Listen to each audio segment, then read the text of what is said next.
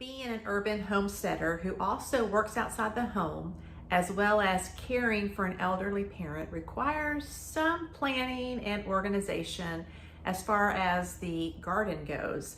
Today I'm going to share with you something that I have been doing for the past couple years that has really helped me in planning for my garden and also preparing for the following year. Let's look at what I'm doing to help me be more efficient and effective in my urban garden. The biggest help for me has been starting a garden journal. Now, I just picked this up from Walmart. I chose it because it had plants on it.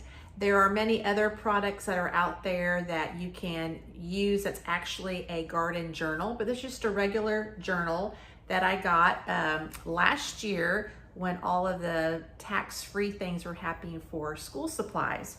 So it's just a lined journal inside. And what I did last year, kind of a primitive approach, then I'm going to show you what I did this year for 2023.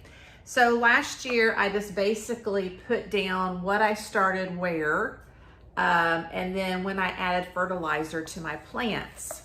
Then I thought, well, I need to be a little bit more specific as to the plants that I had. So I began writing down their own little page like rosemary, and then I put how much I purchased it from and from where, and then how much I harvested through 2022. At the end of 2022, I would write notes like my rosemary pot needs to be larger because it didn't produce as much as it should have because it was really kind of bound to a small area. Well, then during the winter of 2022 and 2023, I kind of expanded my garden journal and I began to write down things that I wanted to possibly plant in the 2023 garden. Some of those things included lettuce, tomatoes, cucumbers, etc. And then I did research for my zone, and I'm also doing a container garden because I have limited land space. I began to research which types of varieties would work best in my zone and also in containers, and I would make notes of those. Then I made notes of when I could plant them. So on my regular calendar, I would put this week you need to plant tomatoes, or this week you need to plant your bell peppers. Now, none of these were from seed, they were all transplants.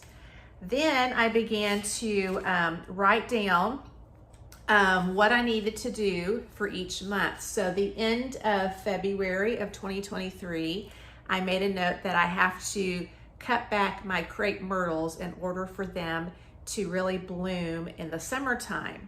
And then in March, I began to write down how I planted each of those plants, kind of the width that I needed in between each plant and the spacing, which pots I planted each plant in, so that I could have a reference for my 2024 garden to see, was that pot really a great choice, or should I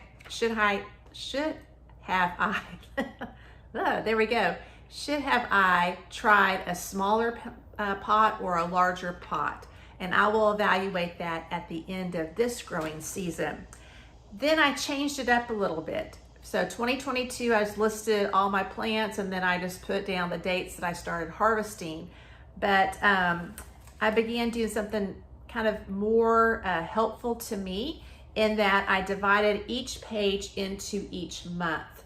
So for the month of April, I planted 3 tomato plants in my grow bags. I had 6 pickling cucumbers that I planted also in grow bags.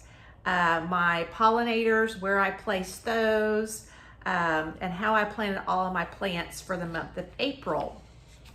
Then I had a separate page, so I had my April planting and how I took care of the plants, but then I also have a page for every month on how much I harvested from each plant.